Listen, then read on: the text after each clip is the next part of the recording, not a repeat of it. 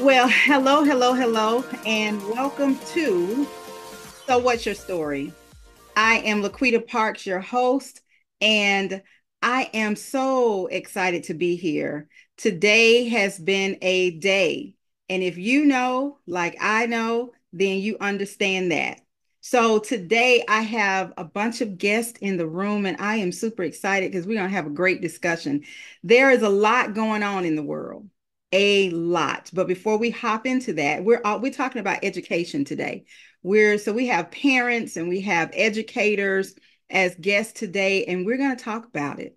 We're going to dive into some things and listen. Just so you know, if you're listening, there might be some things that might be a little touchy-feely, so just prepare yourself. Okay.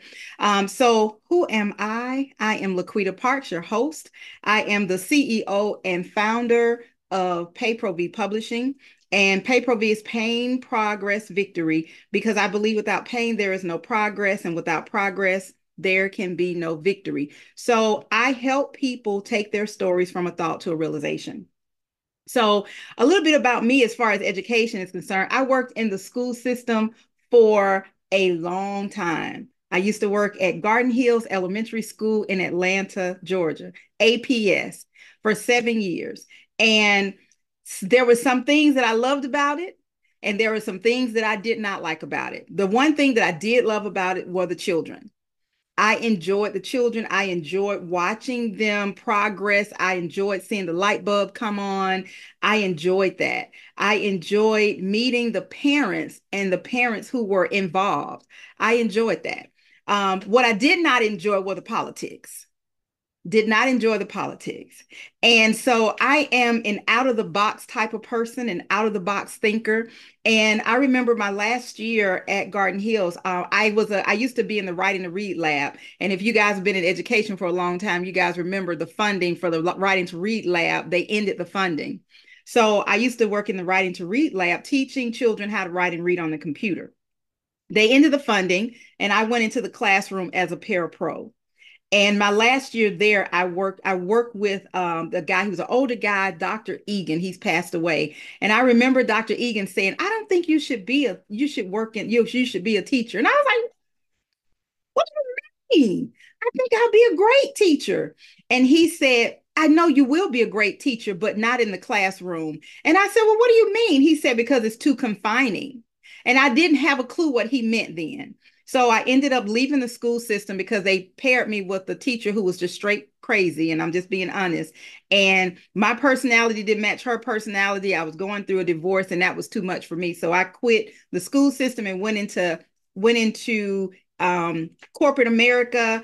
And so here we are now, starting my own business. I started doing mentoring. And then when I started doing mentoring and mentoring children, it hit me what he said. It's too confining. And I understood what he meant because I'm able to reach children and I am not boggled down by the rules and regulations of the school systems.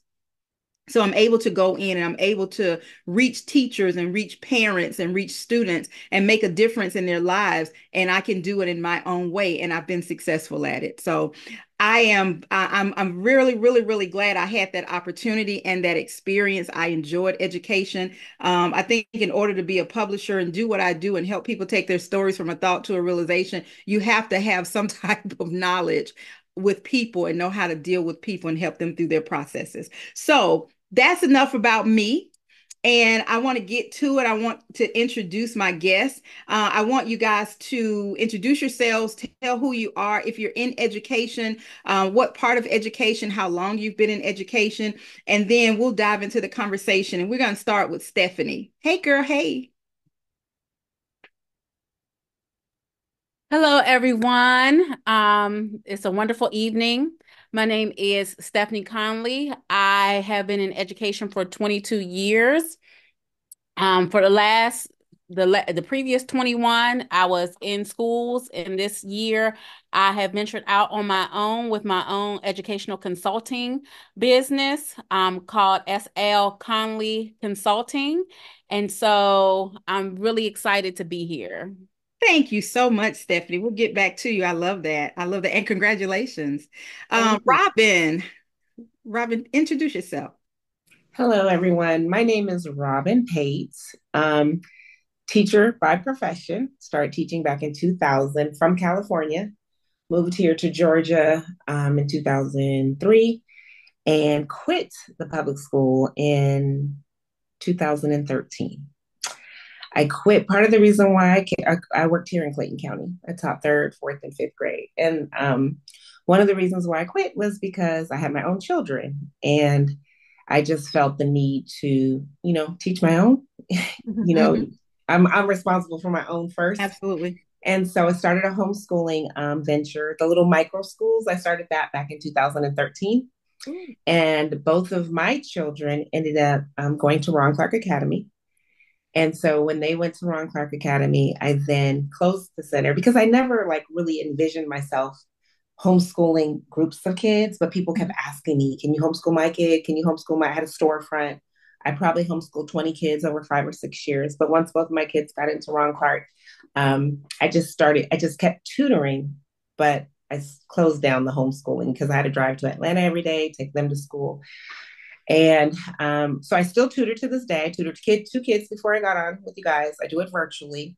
I keep saying I'm not going to do it anymore, but people keep calling because the need is there, the need is right? there. The need is there. The need is there. So I still educate, but now I do insurance. I started doing insurance maybe 15 years ago, and I educate seniors. I do Medicare. I do ACA. So I've been completely independent, working for myself. My daughter's at Spelman now. She's a sophomore, and my son is still in high school. He is a junior. So Oh, my goal is like they're first. They're my first priority, and I felt like mhm. I couldn't work in the school system and still be able to You'll be focus first. on them. Awesome. Awesome. I love that. Thank you. You're We'll come welcome. back to that. Desiree, you're muted. You're on mute.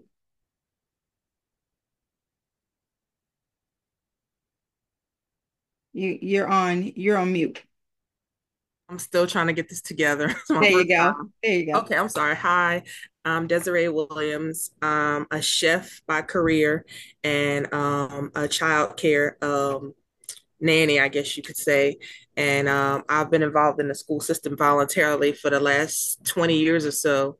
Um, I basically started when my son was in charter school, a charter preschool. And then as he advanced to kindergarten, and first grade, I started volunteering. I've been in every school he's been in, plus other schools, and just became it very important to me to make sure that I see how the school system works. Be very active, proactive, do anything I can to change things for myself as well as other parents. Um, I've seen so many things in the school system that I felt like was just failing our kids, and I just wanted to make sure I could do all I can as a parent to, give my input and to encourage other parents as well. So that's about it. All right. Awesome. Thank you so much, Des. Jacqueline Cox. Hello, everybody. I am Jacqueline Cox. I am an author, a journalist, a podcaster, um, a researcher, but I am most importantly, I am a parent. However, I was for a short period of time a teacher at a school here in Chicago called Mary Crane Center, and I taught kindergarten through second grade, and I did that for 2 years. And then after that, I just became more so of an advocate for my child while working for the DCFS system in case management in other places that they felt like they needed me at the time, like therapeutic foster care services and behavioral services. Um, I have two children, one with ADHD, one with autism, and I am a huge advocate. And I've been on the DEI committee of my school district, my kids' school district now, 11 years.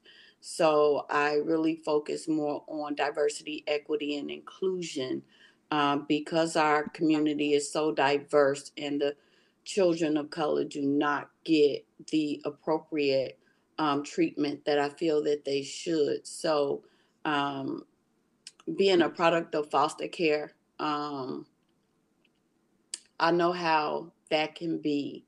not being treated fairly. And I've always said that my kids will never go through that. I've done homeschool as well this past year because of the treatment that my oldest son has been through with his last couple of schools. So I decided to um, take him out and put him in a Celis Learning Academy. And so I've done that. I did that for a year. And yeah, I'm like one of the biggest advocates for any type of mistreatment I see in the school, and the same in the workplace. When I was with DCFS and Lutheran Social Services, I was a part of the employee rights program at my Okay, job. Jacqueline, let me pause you right there. Hold that thought. Let's get the other introductions out the way, and then we'll jump back into that. Okay? Okay, cool. Pause that. Pause it. Don't forget. Put your finger right Oh, there. I ain't. Right there. Don't forget. Let's go. Let's go, Tracy. So let's introduce ourselves. Tell us, Tracy, where you are if you're in education. Tell us what where you are in education, how long you've been in education, and then I'm seeing some really interesting conversations coming out of this today. So, Tracy. Hello, excuse me, drinking this tea with cayenne pepper in it. Go ahead. Tracy Adams. I am a teacher by trade. Um, I came into teaching. Not it wasn't my initial career that I wanted to do. When I first enrolled in Morris Brown College in 1994, I wanted to be an engineer. But I just, got led into teaching after I graduated. And I've been in teaching for January will be 25 years. And I've taught some of uh, everything and everywhere. My first teaching career was in Clayton. Then I went to Rockdale and I went to Newton. I spent a year teaching in Vegas and 1 year in Muskogee County. And now I am in the Phoenix City school system. I teach special needs K through 5, uh, vast of exceptionalities of children that I work with. And I actually enjoy being in the trenches because I like working with kids. I love So that. that's why I've been here for so long. My business is TNA Literary Works, and it's basically a virtual display book display where my books you can purchase my books and see different things that I offer as far as speaking and helping people to get started on their stories because I feel like I'm kind of sort of expert now. I'm also a writer for Unmasking Motivation magazine. I'm writing articles and collecting my articles to hopefully make a book one day. So I'm just I'm excited to be on this panel and hearing the different aspects of education coming from parents. I mean, of course, I've heard it from parents over the years, being in education 25 years, but I mean, I like I said, I enjoy being in the trenches, and that's why I feel like as a teacher, you're in the trenches, you're on the front lines, Yes. uh, with Awesome. children, with their parents, and everything like that. So Okay. that's my spiel. Awesome, awesome. I know you guys wanted to get into it and tell it. We're gonna get there. We're gonna get there. Thank you, Tracy. And before I get to Robert Brooks, I think that's him. I want to say thank you guys for your service, for the volunteers, for the thank you for your service. Thank you for your service. I'm gonna get to why I said that, but thank you for your service. Um, Mr. Brooks, is that you? All Alcatel Joy Tab 2. Can you introduce yourself, please? You're on mute.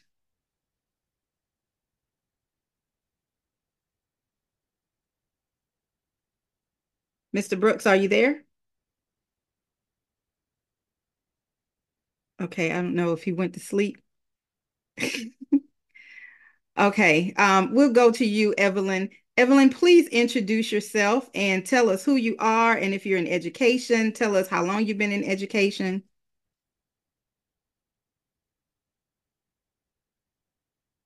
You're on mute. There it is. Can you hear me? Yes. All right, let me step outside. Hold on one second. So I'm here. I'm a teacher, and I'm here at curriculum night. So hold on one second.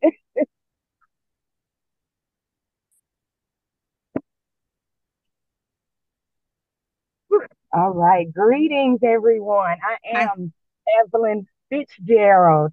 I am a teacher, and I was bitten by the education bug. So I have been teaching 4 years now. I started out doing it for a friend. I subbed for a friend, and oh my gosh, I loved it. So I went ahead and started teaching, but I'm an agriculture teacher for agriculture. So, calm it down. So yes, I teach agriculture K through 5 elementary school, and I absolutely love what I do. Okay, so I teach them everything from the seed all the way to table. Okay. I also teach agribusiness because I want them to know this is a $1 trillion industry. There is no culture without agriculture. Okay. Okay. So I'm here teaching our babies. I'm at a charter school out here in Chattahoochee Hills. And so I teach K through 5. Prior to that, I was a entrepreneur. I had a home health care business for 15 years. So I traded in the seniors to the young folks. And that's what I've been doing for the past 4 years. I have written a book, an agriculture book, and I just finished a coloring activity book for children about gardening. So one book is already on Amazon, and I think the guide will be uploaded tomorrow, actually, on Okay. Amazon. Yeah. So Awesome. that's me. Yeah. Awesome. Well, thank you guys so much for that. I appreciate that. So, listen, we are talking about education redefined from a different perspective. And so I want to talk about the what's going on. Mr. Brooks, are you there? Can you introduce yourself? Did you come back? Can you hear us now? Okay, you did not. So we want to, I want to talk about, first of all, let's talk about safety with the recent events, the shooting that happened here in Georgia. How safe do you guys feel? I know that Robin, I know that you're doing your children are still in school. So how safe are the children feeling? Even though Jacqueline, I know you're in Illinois, and Tracy, you're in Alabama. How safe, what do you guys think? How safe do your children feel? Did you guys sit down and have the conversation? Because even though you're educators, you're also parents. That's So right. tell me, what was that conversation like in your household? And then I want to know, was there a conversation in the classroom? Because there's been some threats here. So what's the conversation? Because you guys are on the inside. I'm on the outside. I don't have school age children anymore. So I get, the information from friends who are educators and from, the news media, which you can't always rely on. So I want to start, Robin. Let's start with you. In what was that conversation like? And you're here in Clayton County, so you were here in Georgia. What was that conversation like with your children? So it's interesting you brought that question up today because my son ended up staying home today. He's currently goes to North Atlanta in APS. So I got a condo in Atlanta because he went to boarding school. He's always gone to boarding school after he left Ron Clark, and Mhm. He didn't like the boarding school experience. So this is his first public school experience this year as a junior. And so we talked about the shooting. A message was sent out by APS yesterday to the parents late last night, stating that there have been some threats and that they were going to have, there's going to be certain safety measures. They don't have a clear book bag at his school, but they do have the metal detectors when they walk in.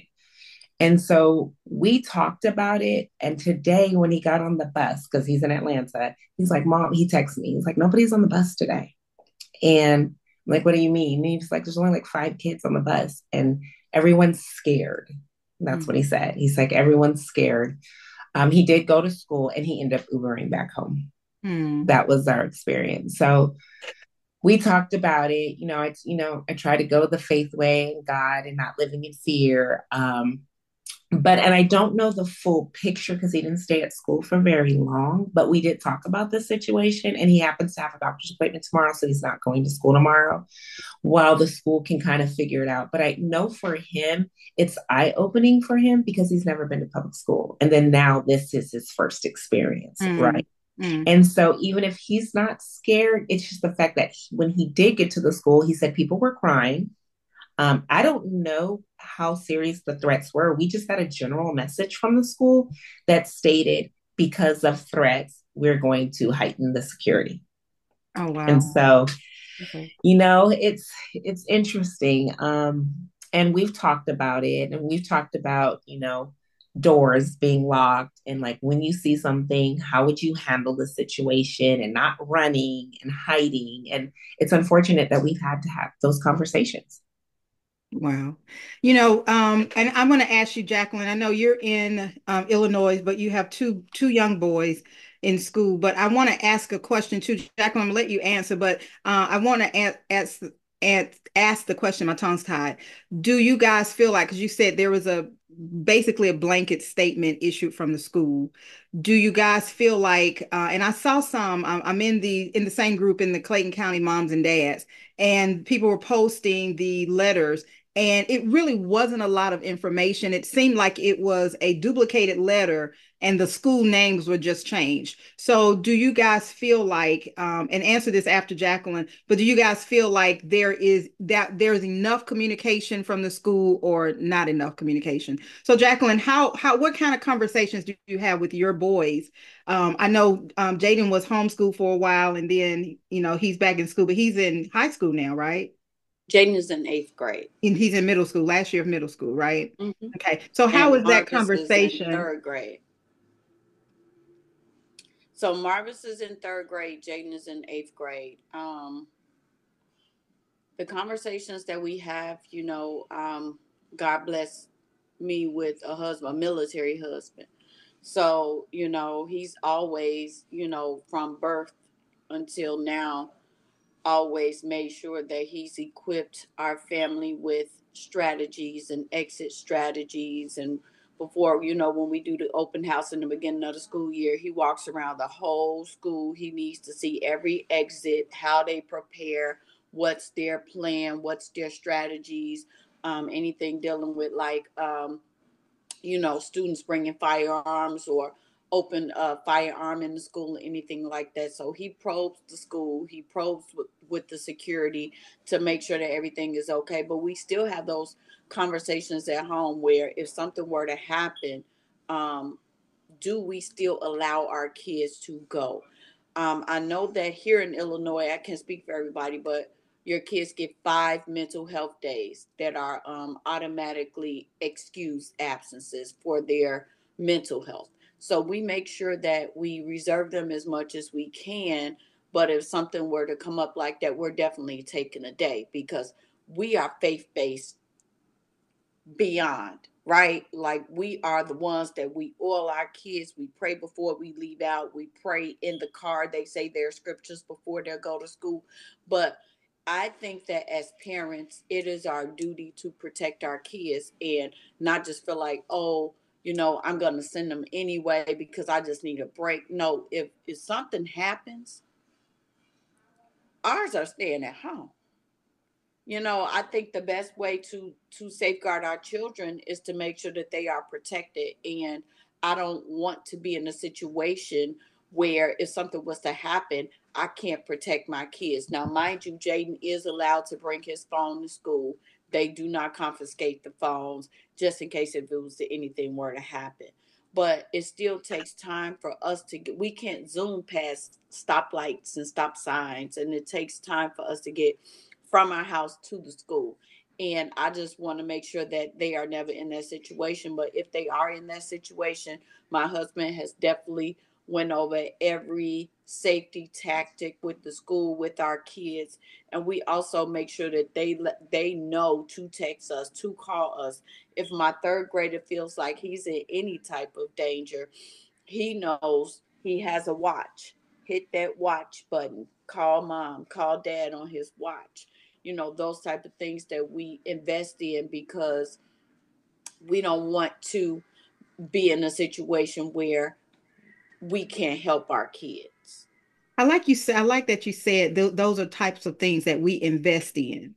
Mm-hmm. I like that you said that. I like that you said that. So, Tracy, what about you? I know you are an educator and a parent. And so you have two girls and they're in different schools. And so how do you navigate that? And what's the conversation like in your household? Well, after everything happened up there, I forgot the name of the school, but anyway, it was in Winder, I know.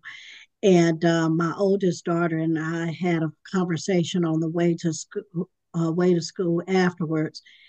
And she didn't seem like she was scared, but just very concerned. And I told her, if you see anything funny, hear anything funny, smell anything funny, I said you go to a custodian room, lock yourself in there, go to a bathroom, go to the cafeteria. If you got a friend with you, drag them by their collar, save your friend, get get somewhere where you're safe. And I said, you stay there until you hear from me. And her school, they're allowed with their phones as well. um I love what Miss Jackie said about her husband, just basically scoping the whole school. And I wish we all had that. You know, my little one, Maya's in the fourth grade, and I've taught her the same thing.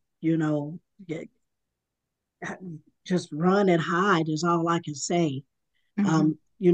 Get somewhere where you can close the door and cover yourself, Hmm. until you hear from me. Don't move, don't make a sound until you hear from me. And I just think one of the things my oldest girl said, and I'm gonna be quiet so someone else can share. But one of the things my oldest girl said is, she said, Mama, it's a shame that we have to go through this. And this is her first year in high school. She said it's a shame that we have to go to school like this and be worried about someone coming into the school building, and shooting it up like that. Wow. Um, I know things happen everywhere and it can happen at any time, but you guys correct me if I'm wrong. We don't see a lot of it at schools where there's a lot of people that look like us. So Hmm. correct me if I'm wrong. I mean, I haven't, Hmm. and not saying that I can let my guard down. I'm like, oh, okay, I'm safe, because it's not going to happen at a black school. It could happen anywhere. But Yeah. I'm just Yeah. saying that, in my 25 years of being in education, I haven't seen it so escalated. It's a lot. There are, thank you, Tracy. It's just evil. There's so much evil and hatred in the world. And to me, it doesn't have a color. It's just evil, it's just hatred, and it's sad. And you're right. Your baby's right, because when I was in school, which wasn't that long ago, um, didn't have to go through, didn't I don't remember ever being afraid of somebody coming in and shooting up the school. Didn't remember that. The most that we thought about was, what boy like you, and what, that's that's the most we thought about. We didn't think about any of that. But now the tides have changed, and we have to we it's that's it's not business as usual anymore. And you're right, you can never let your guard down. So thank you guys. Evelyn, I want to ask you, so you came from, you're teaching the younger ones now. Were there conversations, did you have in your class, and thank you so much for your energy. I love that energy. And you see that when you love what you do. When people love Right. what they do, and thank you, Tracy, for being there, staying there in the trenches. When you love what you do, it shows, and it shows to the other people. Desiree and I do swimming, do pool in the morning, water exercise in the morning, and we were just talking about yesterday with Stephanie. We go to the pool. So if anybody ever in Atlanta, y'all want to go to the pool, 55 minutes in the pool with me will change your life. Okay. I'm right. That's my little caveat. But we were talking about that's my 55 for 55 plug, y'all. Okay. But we were talking about how when you love what you do, you see a difference. The outcome is different. Even when the students are kind of hard to manage, if you love what you do and you understand that they are students and they are children and they're coming from different places, you love what you do, you can make a difference in the lives. So Evelyn, what was the conversation like in your classroom with your students, especially since seeing as you have the younger ones? Yes. So I'm a mother too. So I have a son that's a senior in high school. Now, we are in Douglas County. So we also in Douglas County had the same, they will report that somebody was going to do the same thing at Douglas County School. So my son already told me prior he doesn't feel safe at his school because kids from Westlake come to his school for lunch, you know. So that lets me Right, most. know, yeah, and that lets me know though that, hello, did Uh-huh, I we can lose hear you? you. No, Oh, okay. we can hear you. That lets me know as a parent that those doors are not locked. The teachers are not watching. Um, the cafeteria workers, or what, I mean, I'm a teacher too. We have duties where we share cafeteria time, and no one sees that these kids do not go to this school. I have a problem with that as a parent Mm-hmm. and as a teacher. Mm-hmm. Why are we can't let people in and out of the school where I teach? We have three armed security, and it's private. The school hired them. Our board did. So we have armed three people. They constantly walk our campus. So here where I work, I do feel safe. I can honestly say that. I am also a gun owner. I am licensed. I shoot. I'll go to the range. So my son knows safety measures. He knows about guns because my husband and we are gun owners. Um, Jeffrey knows if something happens and it's a time at that school where you feel threatened or you feel scared, let somebody know at that school, you got to go. You Mm-hmm. call me and Jeff, you let us know, and you get in your car and you head home. If not, you get somewhere safe. Don't move till you know it's a safe, you either see officers or you see me or your daddy walk through that door. So our son knows to stay safe, um, but it's not a guarantee. I'm sure those families told their babies, love you, see See you, you be later. safe. That's what Mm-hmm. we do. That's what we tell them. And those parents thought that those two babies were going to come back home. Mm-hmm. So we don't know. I do plead the blood of Jesus over my entire family every single day. And I have to live on faith that I pray and I know that our God is going to take care of New Manchester High School, cover the whole school, watch over the parents, the students, the teachers, all of that. And my husband and we don't stress about it. It's Mm-hmm. nothing none of us can do. You Mm-hmm. know, I mean, it's unless You we know, wipe out all these AKs and all of this unnecessary, why is it that we need those type of, why do we need that type of weapons? right, right. You're not going to war. Right. It's amazing. It's especially those who have young men, you teach, Mhm. especially black boys, you teach them Black what to do when you get, when you get stopped by the police. And so now man, 10, 20. we're training our children how to stay safe doing active shooter. So they're doing active shooter drills. So thank you so much, Evelyn. I want to ask you, Desiree, and I'm going to get to you, Stephanie, because I have a whole spool of stuff. Stephanie is a principal, and I want to get to you about some other things.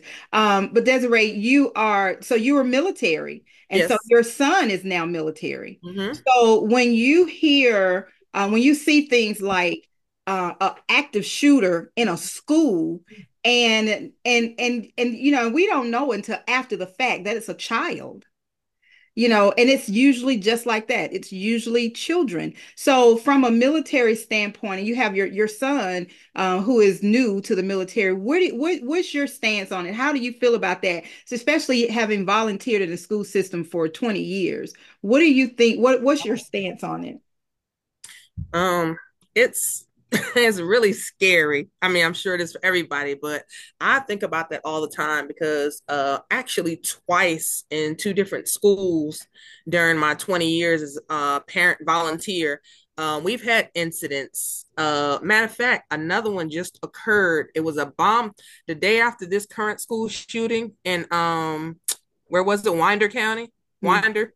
My niece, she's 7, and her 8, 7 or 8, but anyway, she they someone reported a bomb threat at her school, and this was the very next day. So of course we were all like, what in the world? And then um we had an active shooter in the area of my son's school. He went to a private school in Noonan, and they had an active shooter where they had to lock down everything. I just happened to be doing childcare at the school, after school care, and all I had was someone just come in my room and say, "Hey, I'm gonna have to lock you in here." And we had already had a meeting about, what that means when they say we're gonna lock you in here. So I just nodded my head. The kids wasn't aware of anything. We didn't want them to panic. He just locked me in, and they called me on the phone to explain a little bit about what was going on. And it was just some random guy had robbed a bank down the street, and he was running through the woods of the, nearby businesses, including the school. So they had to lock down. And then we had another incident a couple years back from something else. But, this thing is just too much. I mean, it's been going on for so long. It's like, I don't know. I feel, we feel safe sometimes, but just depending on the circumstances, it's like, are we letting our guard down when we shouldn't? I mean, you don't want to panic, but my son, he's actually a weapons specialist in the military. That's his job. So sometimes, I'll call him, and then, he won't answer. And then he'll call me a couple days later. I'm like, sorry, I was at work, whatever, whatever. But I know his job, entails keeping watch of an entire ship of about 5,000 people, and if he's not on his job doing what he's supposed to do, somebody can, easily infiltrate. And, he's literally protecting a boat, a ship of about 5,000 people, like a small city, so he has to be on his P's and Q's. And that makes me scared because, he's like directly in charge of stuff like that. And I don't know, I get so nervous. I know what he signed up for, but, you still can't help but to feel, scared sometimes, Wow, wow, but yeah, wow. it is crazy because I mean, school is just not the same anymore. I mean, we went from carrying clear backpacks. Now we're walking through security systems like we're at the airport, and it's just gotten more and more and more from there. I mean, a bomb threat back in the day, a lot of times was, set up on purpose like a fire drill just to prepare us to know what to do if we get one. But now, pretty much anything that comes through, we have to assume it's real. You know what I mean? Yeah, yeah, So yeah, yeah. it's crazy. Wow. Wow. And you know what? You said something that I want to segue to Stephanie. You said, it's his job, it's your son's job to watch. So are we doing enough? In the education system, are we doing enough? So Stephanie, I'm gonna go to you. You were, excuse me, a teacher first for several years, and then you transitioned to principal. So you kind of deal more with policies and all those things. So do you think the system is broken? So I won't say that the system is broken, but there's definite areas of improvement that we can have within the system. I think one of the things that is very important, and we just don't have enough of them in our schools, are behavior specialists as well as counselors that can focus in on the mental health and well-being of our children. Um, One of the things that was stated over and over again was that this child was bullied, that the school did nothing about it, and that this was how the child retaliated. And so we have to not only focus on the children that are getting bullied, but we also have to focus on the bully and understand why they are doing that. So one of the areas that we can have a major improvement is really focusing in on those areas in which we can identify and pinpoint some of the mental health stressors that our students are going through. And that's one of the areas in which we are lacking big time. Um, there are a lot of things that we can put in place, but we can never get into the mindset of what children are thinking when they commit serious acts such as this. Mhm, mhm, We never know what their steps are. One of the things they said for this young man is that he had his weapon in his bag. We have seen situations in which they stashed it and they open up the side door and go out and get it. So you never know like the what actually is going to take place in order to ensure that it never happens again. We mhm, can try to put things in place to prevent it, but we unfortunately, the times that we are in, and we saw this, especially as we came back from the pandemic, that our children were in such high need of supports, that our school systems weren't equipped providing. to handle that. And they didn't have people in place in order to handle it. And when we're talking about children being on wait lists outside of that, we have children that are on wait lists to see therapists Mhm, because there are not enough trained therapists in mhm, order to handle the situation. So there are a lot of areas in which we need to see some improvement or provide some additional supports in order to support our babies. mhm. I like that you said that because I remember when I worked in the school system, I worked with the program for exceptional children. And this was way many years before the pandemic. I worked in a school in Buckhead. So the resources were different, even though it was APS. The resources were different because the parents had the money, and if they wanted something done, they paid for it. They had the resources in place. They had the speech teachers, and they identified them quickly. And they had, if they needed therapy, my son was special needs, but because of medical, and they had it set up where at first they was like, okay, well, you have to take him out of class and give him his treatment. And they were like, no, you're a teacher. He's a student. He needs to be treated as if you were not here. But because I needed to make sure that he got his medication, I had to really come out of a box and like, okay, listen, he needs to have his medicine. It doesn't matter to me that you don't feel comfortable. Well, he has to have what he needs, and it isn't, as a parent, it isn't my fault that you don't have the resources here. You got to make do because it's a requirement. It's what he needs for his life. And so that was a fight at that point, and we got it straight. We got it real straight, but it was a fight. And you have then where there was a small group as compared to now, especially since the pandemic. Everybody is looking for an IEP, and I want to have Tracy to speak on that because Tracy and I had a conversation where there are parents who some of the kids don't need an IEP, and let's just be honest, some of the kids need a BELT. You know what I'm saying? And hey, I'm not advocating beating the kids, but the Bible says, spare not the rod and spoil the child. So it's, discipline. They need discipline. And so, Tracy, speak to that. What's going on there with the disconnect. And it is a huge, huge emphasis on mental health to the point where they've even resources in place when a police officer gets a call and it's a mental health situation. They have started, at least here in Georgia, they've started to put those resources in place. So how they better handle it, because our people who have the mental illnesses are ended up dead in the street at the hands of the police, because they don't know that this person is having a mental issue. But then there are those who are not, and they're actually, kind of trying to push the system. So Tracy, speak to that, and answer this question: have you seen more of that since the pandemic or prior to?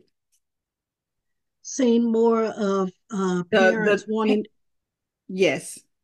Oh, well, I can say that I've seen that more since I've been in Alabama. I've never seen the likes of parents. I talked to one yesterday, and they'll just call in, "Hey, I want my child to have an IEP." And I'm like, who are they talking to? Where they're getting their information from, where they feel like, they could just call the school, call the special ed teacher and say, "Hey, I want my child to have an IEP," without going through any of the evaluations, without trying to see if the child has received direct instruction in the classroom. You automatically want an IEP. And then you get to their senior year and you realize that your child is going to get a special ed diploma Not a real and one. not a regular diploma like everybody else. And now we want to pitch a fit. Oh, they didn't tell me. Oh, I didn't know. No, you were, I'm sorry, hell bent on your child having an IEP instead of doing what needs to be done to help the child at home. My child, this is what one of the parents said, my child is just struggling. She's having a hard time. So you want to slap an IEP on her that's going to go with her for the rest of her academic career?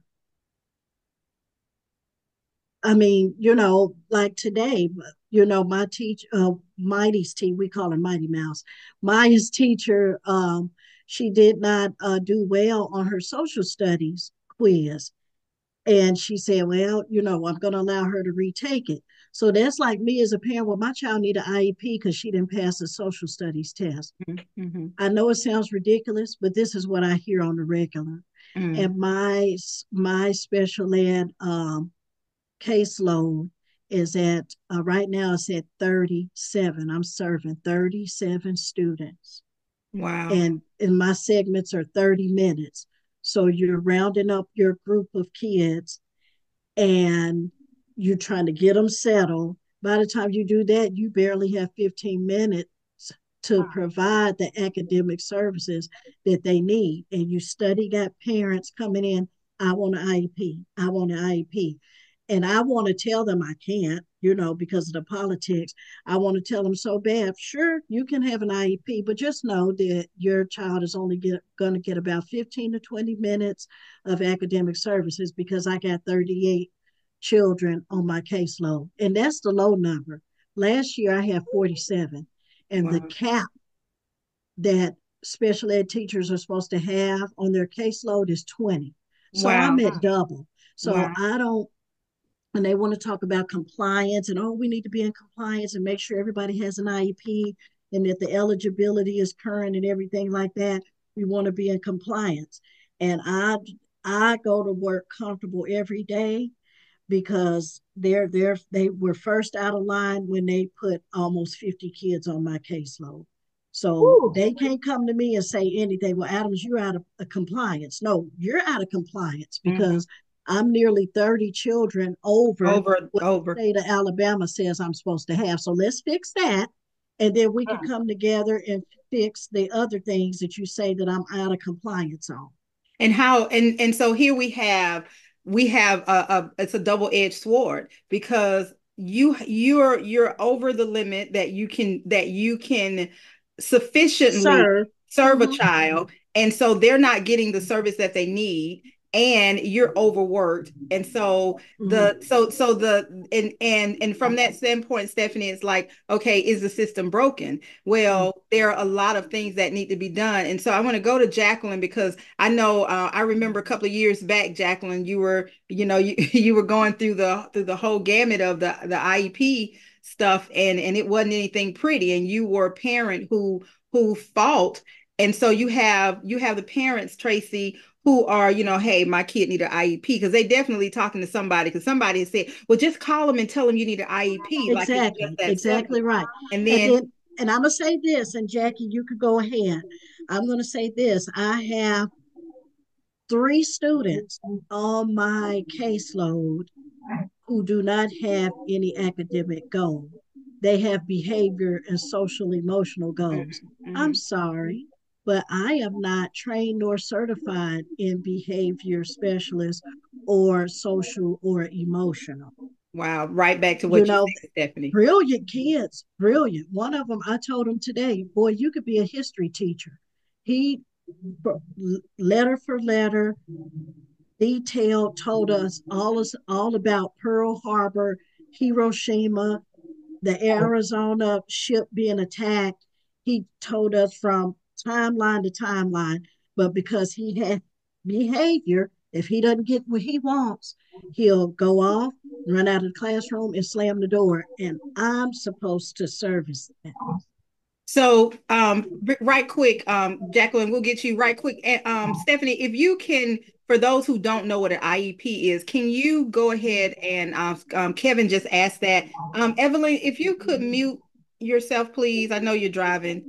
If you can quickly tell us what is an IEP for those who don't know. So an IEP is an individualized education plan for students, and it can either be academic or behavioral in nature. And so what it does is it outlines goals for students that we're supposed to work and help them to reach by providing accommodations for them in order to help them reach it. Awesome, awesome. I remember that I used to work in the program for exceptional children, and there were specific guidelines, and the schools they came out, and every year there were checks, and you had to make sure that those checks and balances lined up. You had to make sure if Johnny was in the room, you had to make sure that Johnny had everything that was required by his IEP. If LaQuita was there, LaQuita's IEP looked different. So you had to make sure that LaQuita's IEP, and LaQuita could be behavior, Johnny could be educational, and everybody's in the program for exceptional children, and everybody got something else. And if they got 5 minutes of butterfly time, then they needed to have 5 minutes of butterfly time. And if it said your max is 6 in this classroom, you could not have 7. Could Mhm. not have 7. That's when I was in the school system back some 20 years ago. So I just want to say real quick, if it's done right, you can ultimately see several instructors in a classroom in order to help support children. Hmm. What we know right now is that we are severely lacking teachers. We're severely lacking teachers in specialized areas such as special education and career technical and agricultural areas. And so if we were ideally able to fill all the positions, we would see people like Tracy have her 20 or less, and we would see our students receiving more services than their 15, 20, 30 minutes that Hmm. that is only possible right now. And you can see the difference being truly made. So, Jacqueline, you have 2 sons, and you've gone through the and I'm going to say, and you correct me if I'm wrong, if I'm safe in saying, the nightmare of it all. Absolutely. With Jaden, he did not have a IEP. They wanted to give him an IEP. But as a first time parent with Jaden, I was very, very taken back. Jaden in kindergarten was misappropriately touched by a Caucasian boy in his class. And when they found out at the school, he was in kindergarten at the time, in the bathroom with a second grader. And when they found out at the time, that's just what little boys do, and tried to sweep it under the rug. And then Jaden started to have behavioral issues after that. And they said, "Oh, we think he needs an IEP." No, he doesn't need an IEP. So I went to bat about that. But after a while, I did start seeing some behavioral issues at home, and I took him to therapy, and I spoke with my husband about it, and we came up with the 504 plan action, and put him in therapy, and we went that route. So explain what's a 504 plan for those who don't So know. the 504 plan is basically Jaden is diagnosed with ADHD, and he was dyslexic in the beginning. And I was one of those parents, those young parents that ain't nothing wrong with my baby. Y'all got it wrong. I was very in denial about him and receiving care because, growing up in our culture, we shun upon things like therapy. And the first time somebody say anything, our kids need anything, is, oh, my baby ain't crazy. Mm-hmm. Because that's what we were allowed to think. Oh, you just not teaching them right, or maybe it's something I could do at home. But then when I started to see certain signs and I started working with foster parents with the therapeutic behavior program, and just started to do my research on it and go to school for it, and I started to really realize that and start taking some of those things that I learned at work and implementing at home with my child. And then I noticed some things and said, okay, yeah. So we moved and we did the 504 plan, and it's kind of parallel to the IEP, but it's not as drastic. But it still forced my child to have accommodations where if he may need a 5 or 10 minute break, he getting antsy, he can't pay attention, those type of things, then they have systems in place that gives him those accommodations that will help him to be able to do better academically. And he has excelled. He's been an honors student since first grade. Dyslexic program out the window. He's a best-selling author. So that should tell you that, he is excelling exceptionally well in that area. Now, as far as my youngest, he's 8 years old. His name is Marvis. He does have an IEP. I went into it more optimistic because once he was, we took him through private therapy, and we actually paid for the neuropsychopath, psycho, whatever it's called, the test that, for lack of better words, you got to excuse me, I need more food in my life tonight. But the neural testing that they do, and it's a 12-week test that they do every Saturday, where we take our child for 4 hours a day and have him actually do cognitive, do social emotional, do all those different tests to see exactly where he is as far as his learning capability, his behavioral. And although he is high on the spectrum, genius academically, his IQ was through the roof academically, but he does have that issue, that it takes, his brain works different, how he um, analyzes things, and um, how he learns things is a lot different from an average person. And so for that reason, he has the IEP, and it was a struggle to get him that IEP. With the school district, even though the school that he goes to is a public school, um, they did not want to provide him with the services, but the services are in the district and they are in the class. And that's where me and you, LaQuita, we spoke pretty much a lot, because they thought they had them one. That's all I'm gonna say. But they did not know that I was a part of the DEI committee.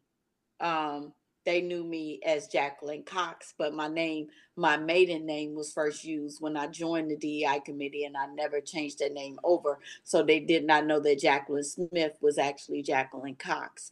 And so when they learned about it, that's when I started to see a better treatment towards me, towards my kids, but, as far as having that struggle with the school district, it was very hard. Not necessarily with the teachers in the school or the principal, because they were great, but having that fight with the school district to provide those services to my child, it should not have happened. But that is more so on the level of racial discrimination that we have in our community here. where we live. So that was the difference. But I absolutely love my son's IEP program. It helps him a lot. He actually has a one-on-one person that sits with him throughout the day. He has his counselor who sits down the hall, where if he's having an issue, he could go talk. He has a plan put in place where they give specific goals. They meet with us 4 times a year and every semester to make sure that he's reaching those goals. They do the best that they can to keep me informed. We are one team, and I will tell the parents right now, if you even if you don't feel like you don't like the teachers, or you still, for the sake of your child, do the best you can do to at least be cordial with the team.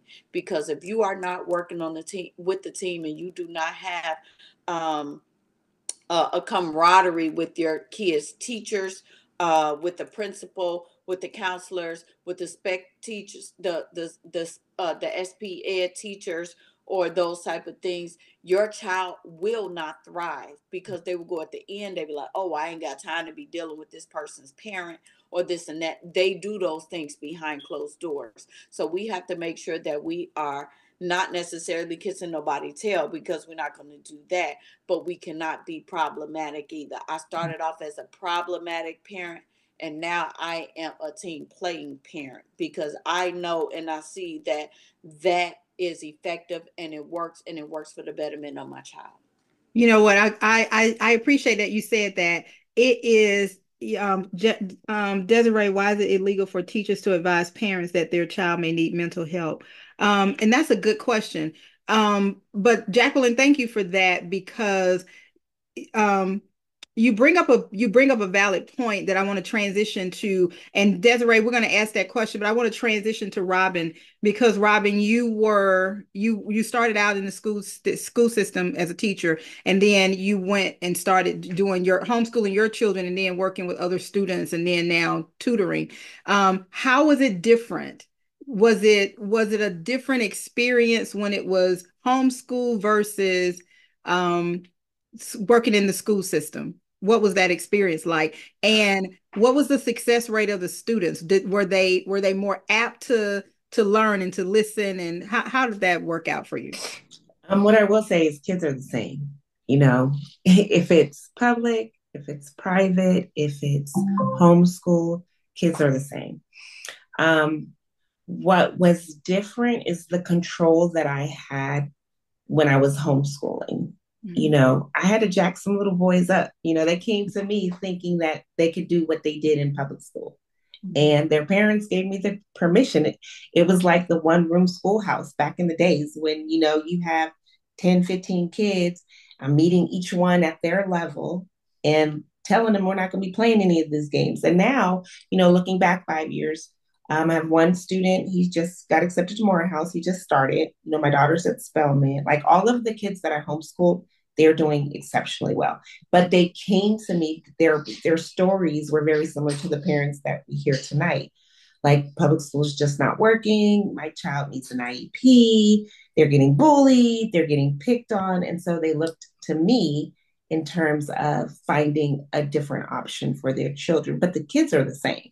Mm-hmm. And I think it's the expectation. It's like what you expect of them. And when you raise the bar and the standard for them, then they're able to excel in that environment, right? I'm not playing with you, but I think sometimes in public school, when you have a caseload, like Tracy said, of all these students, the teacher feels hopeless. It's too much.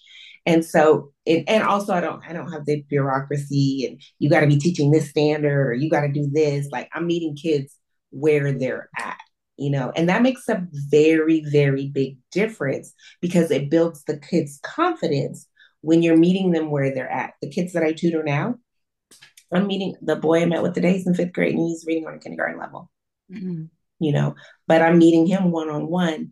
And one thing I'm working with him on is building his confidence, right? But what does that look like when he's in the classroom, right? And of course, kids are going to snicker. I mean, I can't believe the boy. I was going to say, it looks like behavior. It looks like right. Behavior because I don't want people to know that I can't read. And I'm going to cause an issue. I'm going to cause a disturbance. I'm going to distract everybody because I don't want people to know that I cannot read. Yes. So it looks different. It It looks does look different. different. And I mean, he does have a learning, disorder that Mhm. it's taken him so long to get there, but he's still got to learn how to read. Somebody got to Yeah. put the time in and invest in him, right? But at the end of the day, kids, I have seen from, homeschooling to teaching in the public school to my kids going to Ron Clark to going to boarding school, which is a whole nother experience because these kids, their parents are paying $60,000 a year. Kids are still going to be kids at the Hmm. end of the day. Hmm. Awesome. Thank you so much. So Desiree, you were in the from what why was it important for you to make sure that you were there in your child's school from the beginning, from from pre-K all the way up to graduation? Why was that important for you? And how did you find the time? So that's the thing, because that's what we hear a lot of the parents. Well, I have to work. I don't have time. That those were excuses. I was lucky enough in the beginning to work in the school system, so my children went to the school that I worked at. Mhm. So they were there their whole elementary school years, and then they didn't go to a different school until I quit the school system, and then they started going to, regular school. Well, it was still regular school, but they started going to their various neighborhood schools, and it was a different situation. So, how did you? Why was that important to you that you be there, and they know, okay, that's Kyle's mama. Mhm. Well, first of all, the time factor came from as far as me and having a lot of time to be in the school system as much as I was. I had got diagnosed with a sleeping disorder. And so I couldn't do a lot of the work that it takes to be a chef, clock in and possibly never clock out, being at my job for 16, 17 hours at a time. It just became impossible. So I had to take something more low key that was going to require me to be able to do my job but take breaks when I needed to. So my son at a young age, he would come home and he would tell me stories and, just things I would notice, like when I was just there anyway on my off days. I would see a lot of things go on, like kids would come in there and they would just do wild and crazy things, and they wouldn't even be um what's Disciplined. the word I'm looking for? Disciplined. And so also my son had went to he was fortunate enough to have a daycare teacher that taught him all the things he needed for kindergarten. So when the year came for him to go to kindergarten, like so many other children, they were so advanced, they skipped them from kindergarten to first grade because they considered a waste of time for them to take up those kindergarten seats for other kids when they could have just went on to first grade. Well, they passed over my child and kept him in kindergarten. And so there was a big argument about that because I was like, clearly my son was acing all the tests, showing them on paper that he really could be going from kindergarten to first grade. So I ended up just leaving it alone. I let him stay in kindergarten. I said, Lord, there must be a reason why they want to keep him here. But um he was getting bored, you know what I mean, with a lot of the stuff that was going on, like so many of the other kids. But um kids would start acting out, doing stuff, and I noticed that they weren't really doing anything about it. The kids that were being very disruptive in the classroom, kids would pick up chairs and throw them. And one girl got badly injured because a kid picked up and threw a chair and hit her in the head. And they would just take those kids and just put them in other classrooms for the day. Well, you need a break from here. We're going to send you to Miss So and so classroom. And I was like, how was that going to help the kid, because they're just going to another classroom to disrupt that class. You know what I mean? So as I got involved in that, I started spending more and more time, less work and more. I had the convenience, the ability to spend less time at work and more time at the school, because at this time I was getting really invested. Like, what can I do, to help this situation out? So I started trying to recruit other parents, and then the teachers saw how active I was, and they started using me to do a whole thing. Miss Williams, will you do this? Will you do that? And before you knew it, I had a full schedule, like I was a regular teacher. You know what I mean? So, and I enjoyed it. I really did enjoy it. So I didn't mind. You know what I mean? But that was kindergarten, and I followed him all the way up until he graduated, and I got him so involved in so many things. I started based on my college credentials, I started teaching Spanish to some of the kids. Anytime there was a teacher out, they would just throw me in as a sub and, different things like that. But I really, really enjoyed my time in the school system with the kids. But it just made me so sad when, unfair things would happen to kids. And, the teachers was like, they just so tired. They was like, well, we don't want to be bothered. We don't really care. And, just let it be, whatever it is. And that really upset me because I was like, if you guys are not gonna care, then who's gonna care? You know Who's what I gonna mean? Here's who's gonna It's care if the teachers frustrating, don't very, care. very frustrating to see that. And one of the things, like the question I brought up about the discipline and the advising the parents that the child may need some type of help is because after I was seeing all these violent acts and things like that, I was asking the teacher, I said, why can't you talk to Mr. and Miss So-and-so and let them know that, their child possibly could need some mental help? You're just making a suggestion. You're not telling them, what to do, whatever. And they were like, no, no, we can't do that. It's illegal and this, and that. And I was like, well, why? Can you explain that to me? And I never really got a full explanation as to the legality of why a teacher can't suggest to a parent that something's wrong. Because my thing is, communication is everything. If you see that your child is acting up not just once but a whole bunch of times, clearly there's something wrong. Yeah. You know what I mean? Stephanie, can you answer that question? Yeah. So one of the things that we have to be careful in education is how we word things Mm-hmm. to parents, because they can take it to say, they said my child needs this, Mm-hmm. and now the school is obligated to pay for it. Mm-hmm. So oftentimes administrators would tell teachers not to say things to parents because of the wording that needed to be done. Mm-hmm. Not to say that the parent can't hear that there is a possibility that they would need, certain services, but we usually wanted that to come either from an administrator or from like a counselor or somebody who is certified in that area to talk from that perspective and from that point of view.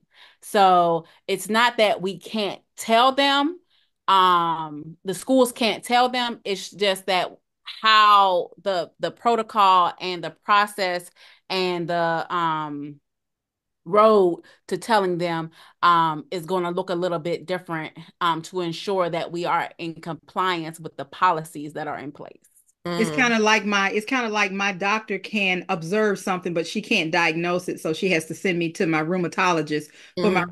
rheumatologist to tell me that what my primary care already suspected, but she couldn't say it. So they had to do it because she is not her area of Mm-hmm. expertise. So and right. I remember being in the working in the program for exceptional children and seeing the parents. When you're right, you have to be very careful because words matter, and the parents um saying something and being very specific because a lot of things is tied to money. Mm-hmm. So they're listening for those key words, and then it's like, okay, so my child needs this, so the school is obligated to pay for that. And then Mm-hmm. before you know it, you look and you see, little Johnny has, somebody coming to twist their hair every day.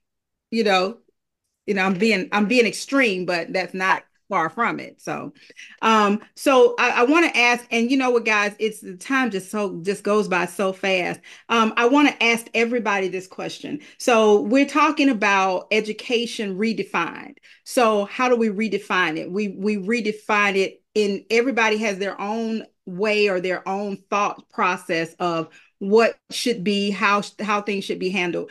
Robin, I love that you said a child in school is the same as a child being homeschooled. Children are children, they're still the same.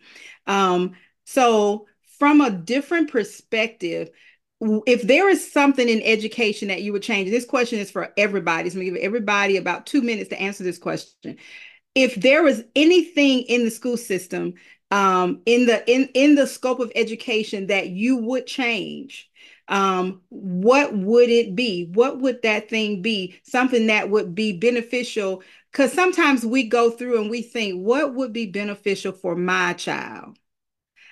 And our child is, you know, a senior in high school and they're on their way out. And sometimes it's like, okay, my child's not there anymore, so they gone, I don't care, but we still have things happening in our communication in our community that's directly affecting education. So if there is something that you could change that would make it better for the masses, what would that one thing be that can be implemented now? And we know money is an option, but if this were an ideal situation in an ideal world, money was of no object, what would that one thing be? And I think I'm going to start with Robin. Robin, what would that thing be? What would you change if you could change anything? Well, you started saying money because that was what I first went, my mind went to money, right?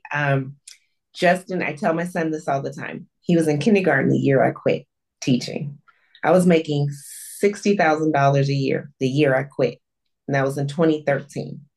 So I tell him, for every year I didn't work, just think about how much money I could have made, right? And then he ended up going to Ron Clark. He did get a scholarship, but I still paid. And then he went to boarding school, and in boarding school, $60,000 a year. But I probably paid 4 to 5 for my daughter and my son to both go to boarding school. So money means a lot, right? In terms of access. Now I'm renting a condo up north just so my son can get a good education.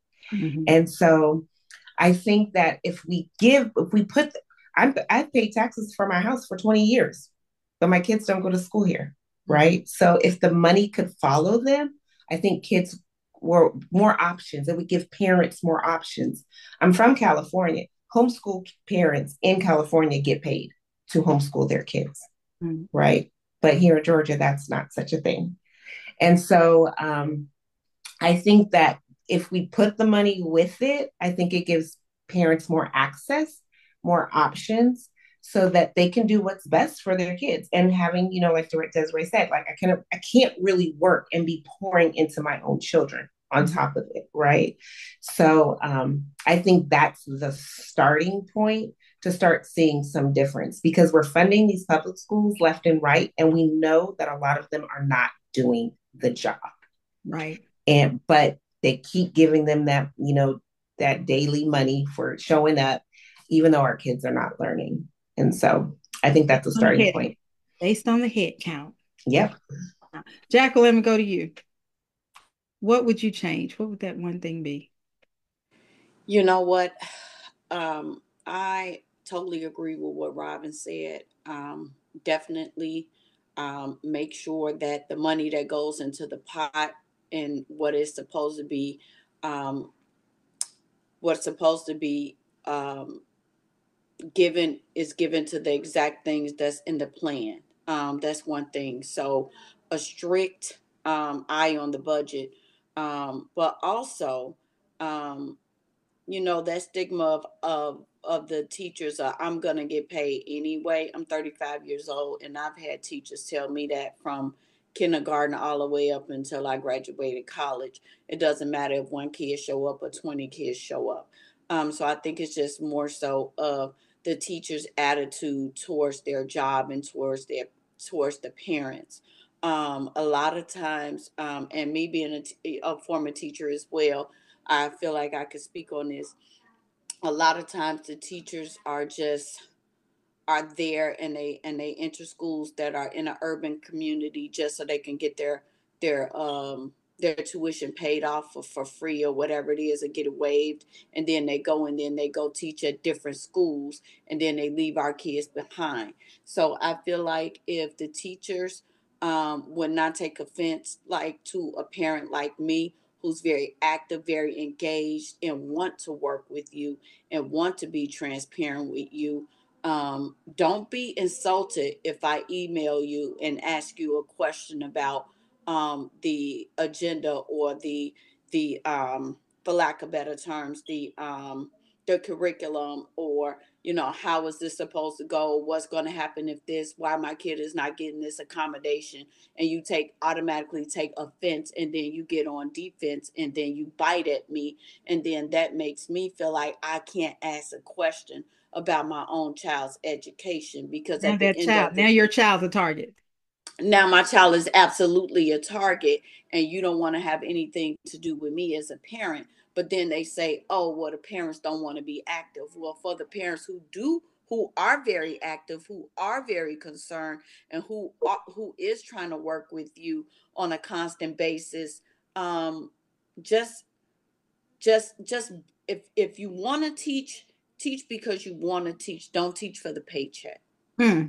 And Yeah. I'm gonna leave it at that. Even though the paycheck ain't that great, I know it's not, and the benefits are not that great. And if that is the case, then you go and you do what you're passionate about. Because whatever it is that you're passionate about, and whatever gift that God has given you to do, He's gonna bless it 100-fold. And maybe teaching is not for you, but kids should not go into a school and be on a battlefield, because when we drop our kids off, they're walking through 100 spirits through that school, and they are there alone, and we are not there to protect them. And you guys are with our kids more than we are, over 40 hours a week. When we get them, they still have to come home. They have to do your homework. Okay, then they are have to have dinner with us, maybe 30 minutes, and then they're back in bed. So for 5 days, 8 hours a day, they are with you guys, and we expect you to treat them like you treat your own. And I'm Hmm. gonna leave it at that, Right. God, okay, I like that. So I'm gonna, because you are raising our kids. You are,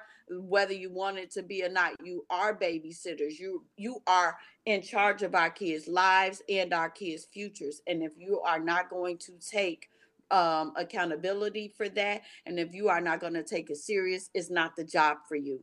Give it to people like Desiree or Robin or Tracy. Give it to those type of people who actually love what they do, who actually love helping kids and watching them grow. And like Melanie Johnson, who's not here, like Queenie Clem, who's not here. These are actually teachers who love what they do. They are passionate about what they do.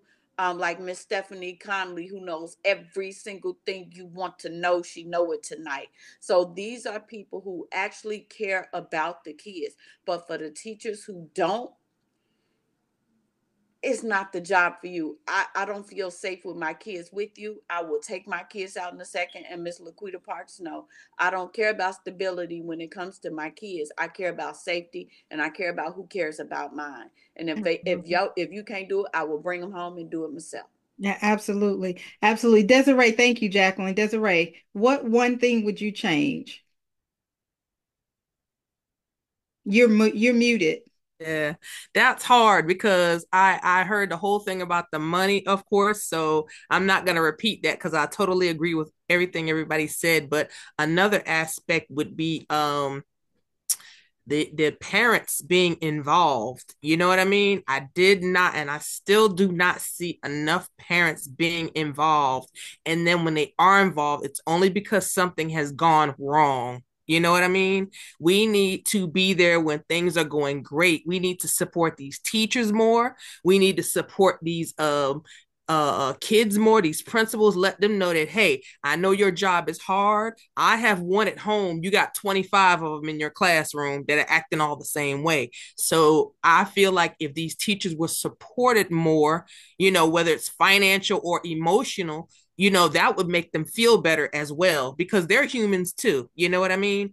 But like Jacqueline was saying, you can't do this for a paycheck and just expect that to be, enough. You can't, that's just not a job. It's like you don't expect your doctor to be, because maybe he got his paycheck cut. You don't expect your health, your him to care less about, how you are. And that's how a lot of people die in the healthcare system, because the people are not getting paid what they want. And they're like, well, you know what? We'll just give Yeah. them an aspirin and send them on their way. It's kind of like what we're doing the same thing in these schools. And voting is important because we're not asking a lot of these politicians, the current situation that's going on now. And I'm not going to get into that, but just based on the current situation now of who they want in that presidential seat, I've heard nothing but money. Money, money, money, money, money is going to depend on who I'm going to vote for. Well, what about humanity? What about caring? What about respect? You know what I'm saying? I've heard none of that mentioned. All I'm hearing about is just things that relate to money. And so, unfortunately, avarice, which is the root of all evil, that's the love of money, that determines everything in this world. If you think about any problem, you can always trace it back to something financial. You know what I mean? Right. And that's a huge problem. That's a huge problem. You got to show these kids that you care.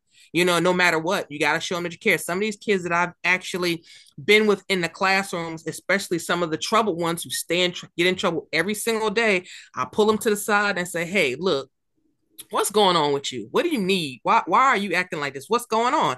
And once they see that somebody actually cares and just has a one-on-one conversation with them, I've seen kids do a total 180 because all they wanted to do is know that somebody cared about them. You know what I mean?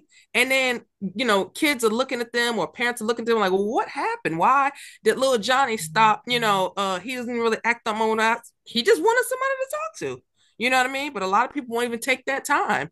Then they may not be getting it at home. They're not getting it in school. So where are they going to get it at? Then you wonder why they joined a gang. Because no matter what you join, whether it's a cult, a gang, a church group, whatever, the whole thing they have in common is friendship and acceptance. You know what I mean? Yeah. So a lot of these kids could probably steer in the right direction if people showed that they cared more, and just make the time. These jobs, they need to take more empathy on these parents who have children and say, hey, I know, y'all, you've been working really hard, whatever. I'll let you have an hour off if you need to run up to your child's school. You know how they have, just different things, Yeah. permissions, the reason why you need to leave your job. A lot Right. of parents are so scared they're going to lose their job, you That they know don't. they put No, them kids on the back burner, and it's like it's not until something goes wrong that the parent is involved. no, So I'm sorry. I love that because you're right. Teachers need support. They need mhm, support. The money, Robin is correct. Jacqueline, I agree with that. Desiree, I agree with you with what you're saying. They need support. And I was fortunate enough to work for the Kroger company where my supervisors were very big on education. mhm, They were very big on education. They wanted you. My supervisor, Lori Smith, was my supervisor for 15 years, and she was very purposeful on that. She wanted you, your child has an activity at school, go. mhm, Go to your child's activity. Go here. They were very, very, very supportive in that. And I was lucky. And at the same time, I believe in teaching people how to treat me. So mhm, I don't believe in asking for permission. I mhm. believe in telling you I need to Right, go to right, right, I'm going to my son's school or I've got right. to go, blah, blah, blah. So I'm not asking you permission because I feel like if I ask you for permission, that gives you the right to tell me no. Mhm, There is no such thing where my child is concerned mhm, because it's my responsibility. Robin, you said it first. Tracy, you said it. Jacqueline, you said it. It is my responsibility to take care of my children first because they have me. When my son was in high school, he had a problem with the teacher. And I used to tell my children all the time, it is not your responsibility to have a conversation with an adult. That's my job. So if you're having a problem with the teacher, then your responsibility is to tell me. If the teacher is not being fair to you, it's not your responsibility to go back and forth with them. That's my job. mhm, I can mhm, handle that. And mhm. I handle that. So yes, Jacqueline. I just want to piggyback on that because my son going into middle school, I stay advocating for him for sixth and seventh grade, and the teachers really fought me on that, and the staff as well. They were, oh well, he's old enough, he should be able to advocate for himself. And I feel like at 11 and 12 years old, especially with a 504 plan and he's ADHD, I will never, because the moment that our kids start to advocate for themselves, they will become behavioral issues. They would try to suspend them for talking back or being disrespectful to the teacher. So I told them absolutely not.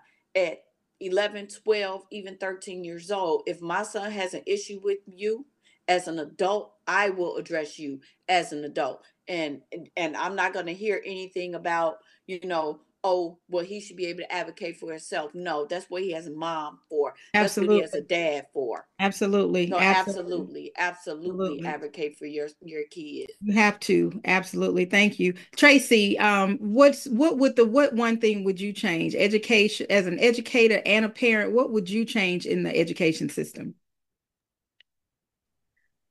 Um, it's really loaded because I mean, like if everybody else, I'm on the panel.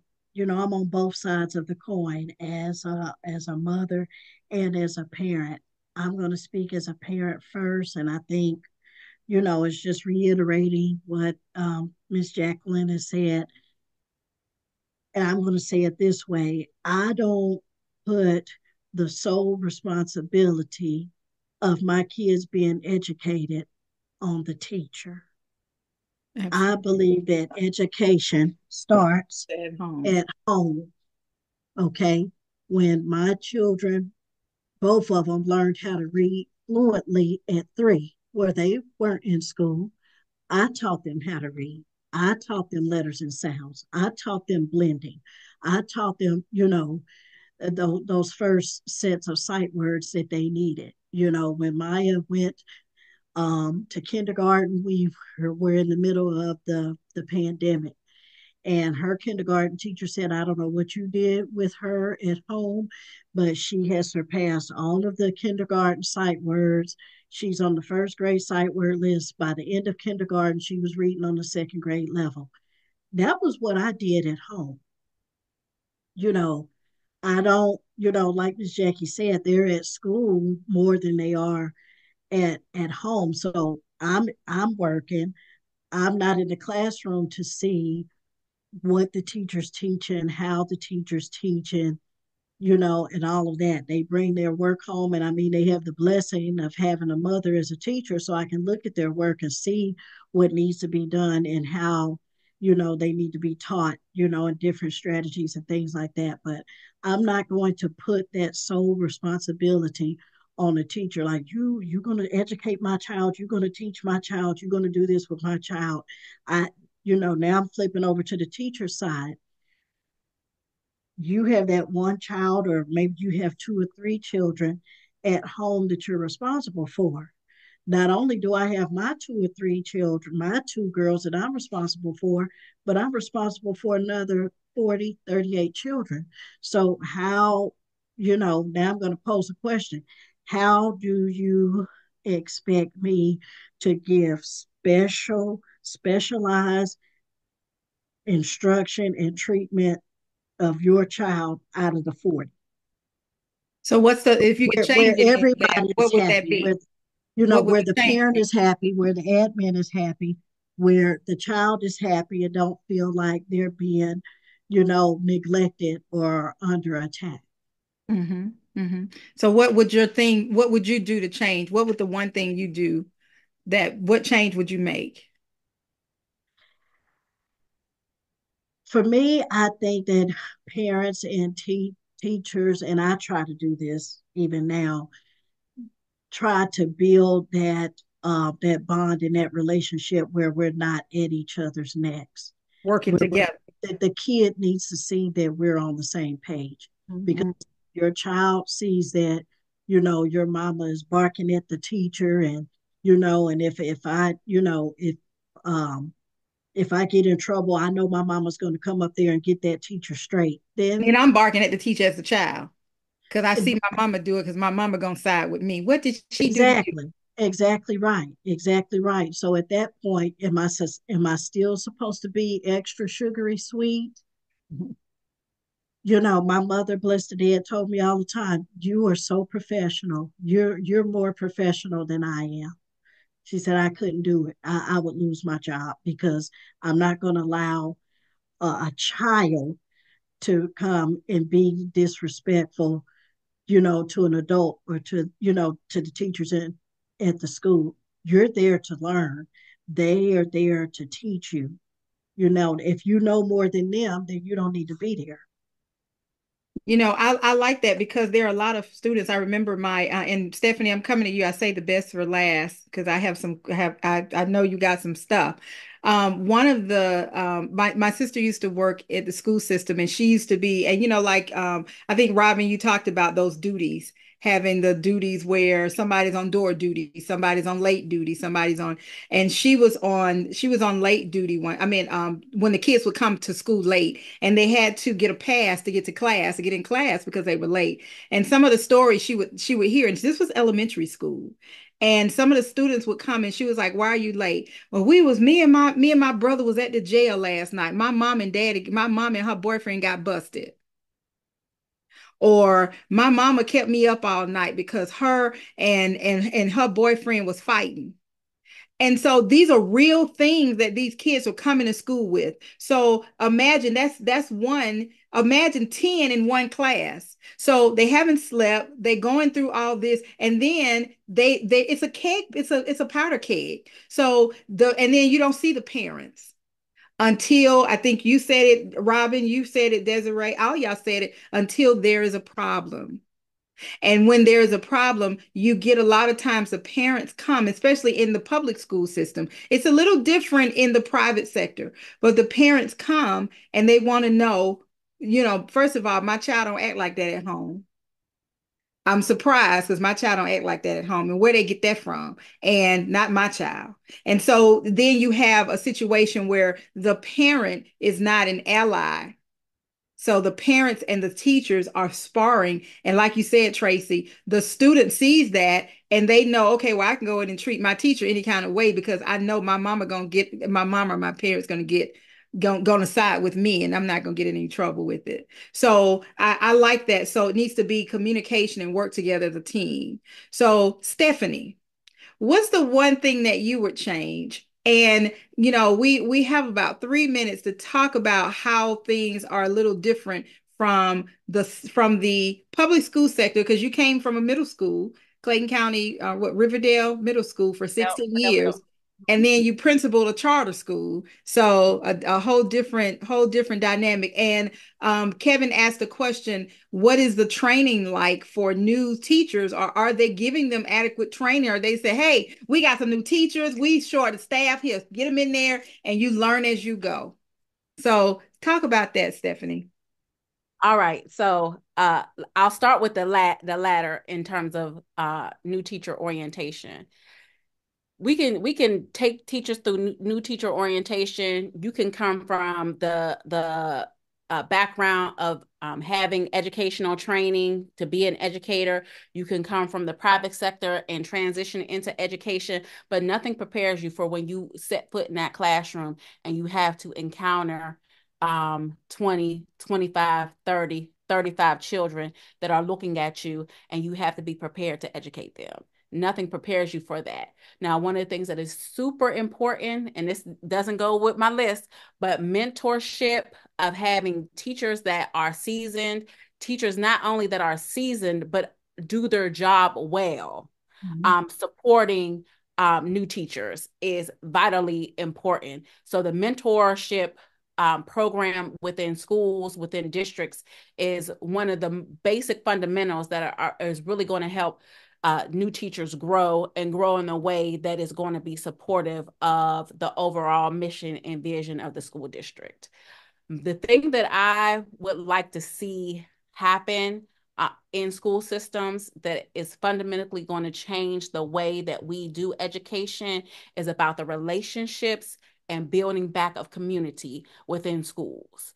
When you build relationships not only with your students that are within your classrooms, but with parents, with other community members, to be able to bring in some of those things that we vitally need in order to support the overall school, it's going to change the way we do school. It's going to change the way we have parents invited to come in, or feel like the school is open to them coming in, and them having communication with their teachers and with the administrators or with whoever within in the building.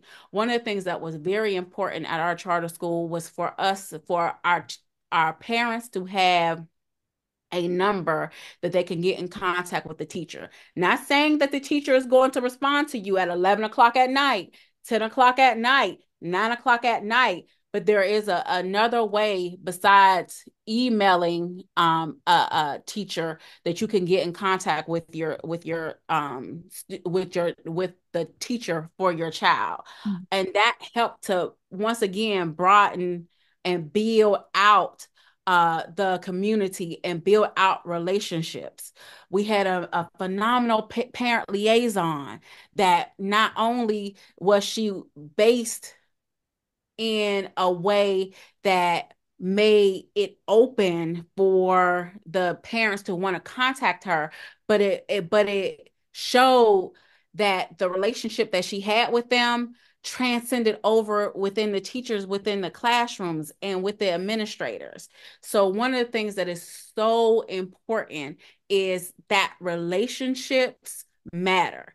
Understanding that not a lot of our parents, but some of our parents come from a negative experience in education. And when you know that, then you understand why they may respond to you in a way that is going to feel like it's confrontational, or feel like it's a challenge, or feel like they quite don't understand what the process is, or they feel that it should be done differently.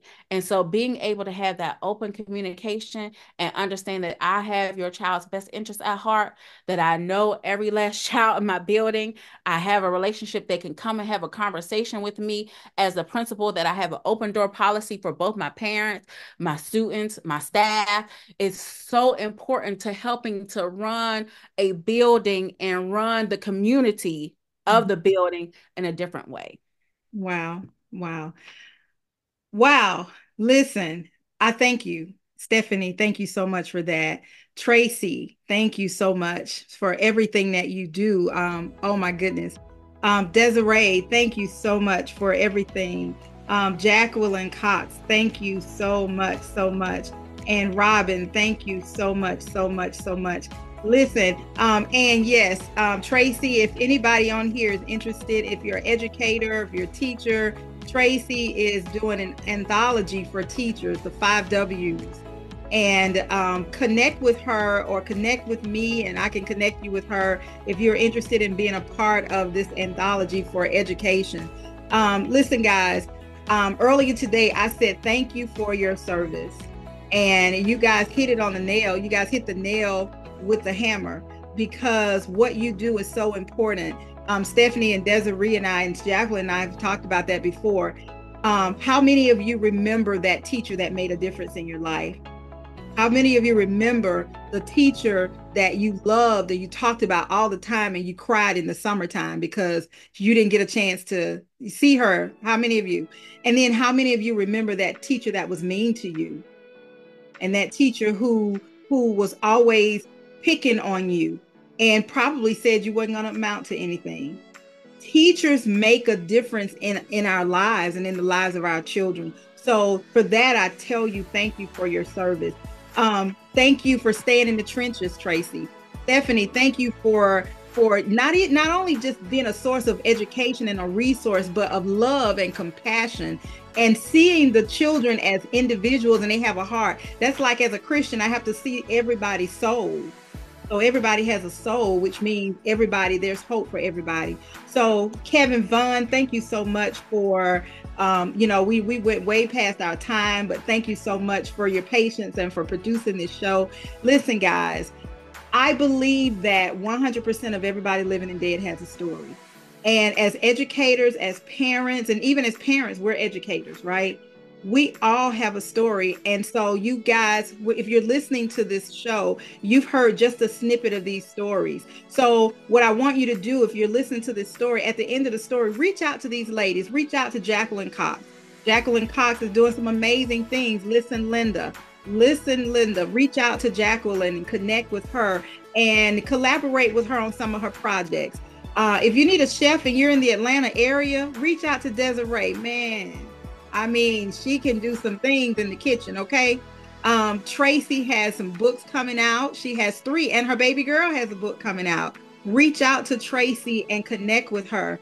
Robin, we didn't get a chance to talk to her, but we can have some individual shows and talk about what you're doing. But you talked about insurance and tutoring and what you're doing to make a difference.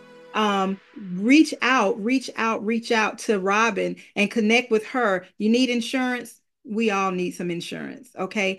And Stephanie, listen, if you guys are in education, if you guys are the administrators and my education friends and my administration friends, reach out to Stephanie, because she is an amazing, invaluable resource that you need to have.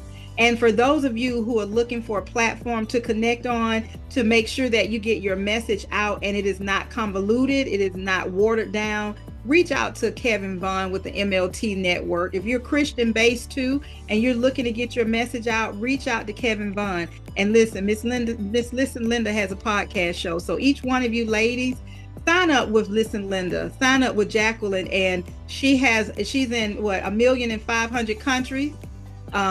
Kevin is in 1,300,000 countries. So connect with them and continue to tell your stories. So I am LaQuita Parks. I am the host of So What's Your Story? I also am the host of My Heart on Pages, and I am also the CEO and founder of PayProV Publishing, because 100% of everybody living and dead has a story. So I thank you guys. I thank you. Keep doing what you're doing. Our children need you.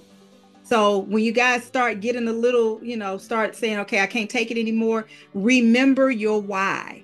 Remember your why. Remember why you got it. And I have to do that every day with PayProV. Okay, this is why I did. This is why I do it. Remember your why. Okay. Listen, if all hearts and minds are clear, I just want to say it has been a plump, pleasing pleasure. Better than a triple-decker peanut butter and jelly sandwich. That's my story, and I'm sticking to it. Until next time, be amazing. I love you. I love you. I love you. Thank you. Thank you.